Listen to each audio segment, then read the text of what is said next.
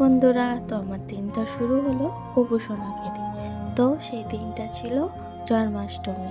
জানি এই ভিডিওটা ছাড়তে অনেকটাই দেরি হয়ে গেছে। তো যাই হোক, তোমরা তো দেখেই নিলে আমরা সবাই মিলে নাড়ু বানাচ্ছি, আর এদিকে আমার দিদি ভাজা পিঠে বানাচ্ছে। আর আমাদের বাড়িতে বানানো হয়েছিল মিহিদানা।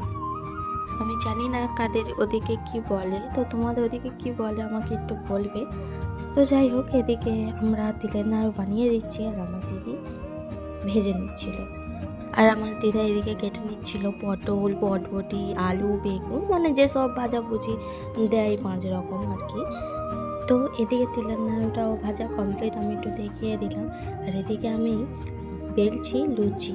তো বন্ধুরা, কাদের বাড়িতে গোপাল সোনা আছে আর কাদের বাড়িতে জন্মাষ্টমীর পুজো হয়েছিল তো আমাকে বলবে। তো লুচি ভাজাও কমপ্লিট। তো দেখো বন্ধুরা, হঠাৎ ঝমঝম করে বৃষ্টিও চলে এলো, তো আমি একটু ভিডিও করে নিলাম। সব যে যার মতন কাজ করছে। এই দেখো, আমার দিদি নারকেলটা ভেজে নিচ্ছে, আমার মা কী যেন একটা করছিল আমার মনে নেই, আর আমার দিদা নারকেল করছে, আর এই যে আমার মা। আর আমি এদিকে নাড়ুও পাকাচ্ছি। এটা কিসের নাড়ু আমার মনে নেই। তো যাই হোক, এদিকে আমার মাও নাড়ু পাকাচ্ছে। তো তোমরা দেখো, এই যে কত লুচি ভাজা হয়েছিল, আর এই যে সব সবজি কাটা কমপ্লিট, আর এই যে কত নাড়ু হয়েছিল, অনেক রকম নাড়ু হয়েছিল। আর আমি এটা তোমাদেরকে দেখিয়েও দিলাম। আর আমি এদিকে করছিলাম নারকেলটাকে ভেজে নিচ্ছিলাম, সব রকম, যেমন চিনি, গুড় দিয়ে ভেজে নিচ্ছিলাম। এটা পাটি সাপটায় দেওয়া হবে। তো দেখে নাও, এদিকে আমি আলুও ভাজছিলাম। একবার আলু ভাজা হয়ে গেছে, তো আরেকবার আলু ভাজা বসিয়ে দিয়েছি। আর এদিকে হয়ে গেল। আর এদিকে বটবটিটাও বসিয়ে দিয়েছি ভাজা, বটবটিটাও ভাজা হয়ে গেল, তুলে নিলাম। তো যাই হোক, সব যে যার কাজ করছে। আর এদিকে আমি আর আমার দিদা বসে বসে গল্প করছি আর নারকেল পিঠেগুলো বানিয়ে নিচ্ছিলাম। আমি সেরকম নারকেল পিঠে বানাতে পারি না, তো দেখো এই বানিয়েছি। তো দেখো, আমাদের সব পিঠে বানানো হয়ে গেছে, আর আমি এদিকে গামলি সাজিয়ে নিচ্ছিলাম।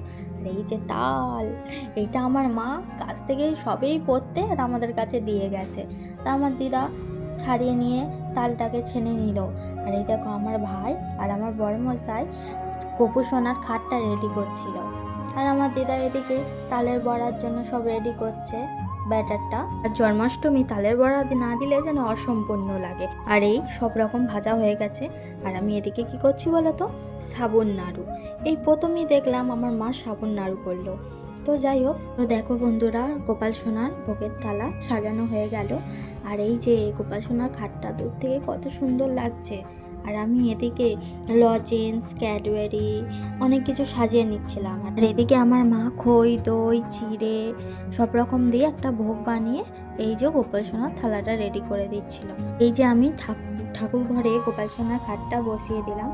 গোপুসোনা এই যে বসে আছে, কত সুন্দর না লাগছে দেখতে। আর আমার ভাই স্পেশাল গোপুসোনার জন্য কেক এনেছিল।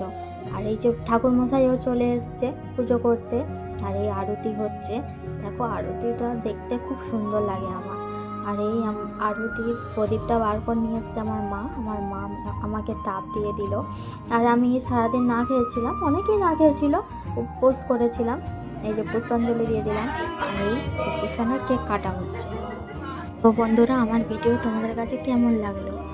তো যদি ভালো লেগে থাকে, একটা লাইক, একটা কমেন্ট, একটা শেয়ার করে দিও। টাটা।